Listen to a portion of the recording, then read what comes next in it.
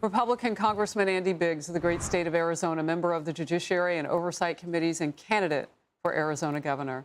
You were also at that memorial service for Charlie Kirk yesterday. I don't know if you could hear some of the young people speaking there, but I think that the fact that the movement will go on, did you feel that there too? Oh yes, I did, Harris. I mean, it was so powerful. I had occasion to walk out into the crowd and talk to some people. They were fired up. This is not going away. This movement is going to be stronger than ever. Yeah, a lot of young people there, a lot of old people like myself and others, a lot of middle-aged. Oh, maybe I'm middle-aged. Okay, Harris, I'm going to take middle-aged. Yeah, I want you to back up that old. People. We might be the same age. No, but I hear what you're saying. A lot of people were there, and they were just enthusiastic, Harris, and the movement's going to be stronger than ever. I really believe that's true. You know, the importance of, and I know we kind of kid about it, but the importance of all generations being around those young people who want to carry this movement forward is that we have the wisdom to be able to help them do that. And we know what that looks like. You're running for governor of that state. It will take all of us now. Yeah, exactly right. And we had people from all over the country that I knew that came in, and just for this event because they love Charlie. But let's just put it this way: it's all hands on deck. If you really want to save the country, it is all hands on deck right now.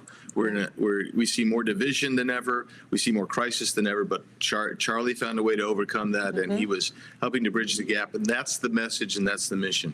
Yeah, from both sides of the political aisle, he did that. Wow, what an example. Yeah. Democrat Congresswoman Jasmine Crockett could use some schooling on that example. Instead, she's scolding her colleagues for not voting against a resolution to honor Charlie Kirk's legacy. That passed last week, and here's exactly what she said as that was happening. I do want to point out that's not been laid out that honestly hurts my heart, is when I saw the no votes, there were only 2 Caucasians. For the most part, the only people that voted no were people of color, because the rhetoric that Charlie Kirk continuously put out there was rhetoric that specifically targeted people of color. And so it is unfortunate that even our colleagues could not see how harmful his rhetoric was. Look at the number of people who voted against this. 58 Democrats. And no, they're not all people of color. They voted against that resolution. That's on top of another 60 who did not bother to even show up and vote or voted present, which is like, you know, having no courage to go either way. Here's Congresswoman Alexandria Ocasio-Cortez, who led the charge against honoring Charlie Kirk. Today's resolution only underscores the majority's recklessness by choosing to author this condemnation and honoring on a purely partisan basis, instead of uniting Congress in this tragedy. His rhetoric and beliefs were ignorant, uneducated, and sought to disenfranchise millions of Americans. So you see that.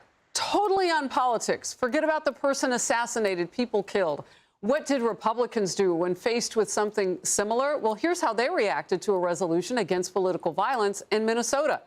Every single House Republican voted to condemn the attacks that killed State Representative Melissa Hortman and her husband, Mark, and critically injured State Senator John Hoffman and his wife, Yvette, every single one. You want to talk about division?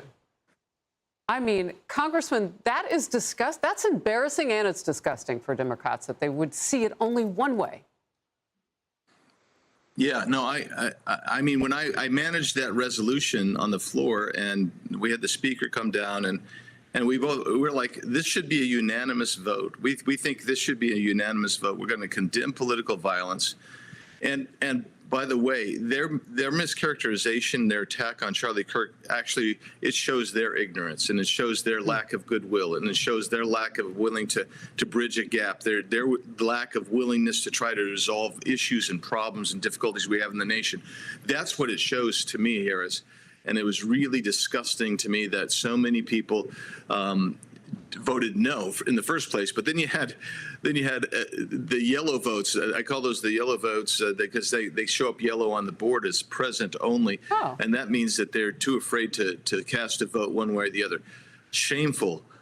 It was only a minority of Democrats that voted to condemn this killer and to recognize Charlie Kirk for who he was. And what a shameful thing. You know, you hear Jasmine Crockett. It's not the first time she's done it. Hakeem Jeffries has done it. Others do, even in leadership among Democrats. They turn this into purely a race issue. She said, oh, it was because of things that Charlie Kirk said. Yet when people listen and watch what he said, it doesn't back up fully what she's talking about. So do you feel that in the House? Because it sounds racist. Well, I think it is racist, and I think it's unfortunate. But I mean, if you listen to Charlie, Charlie was he believed that race was just a social construct. We need to move beyond that and treat all people equally and you know, as created by God. But this notion that everything's going to be race-based and every decision you make is just, that's what's ignorant. That's what's sad. And we deal with it and we move on. Yeah. But what Charlie did is he loved them anyway. That's hard for me to do. As Trump said yesterday, that's real hard to do. Congressman, thank you very much, Congressman Andy Biggs of the great state of Arizona. Good to have you. I'm Steve Doocy. I'm Brian Kilmeade. And I'm Ainsley Earhart. And click here to subscribe to the Fox News YouTube page to catch our hottest interviews and most compelling analysis.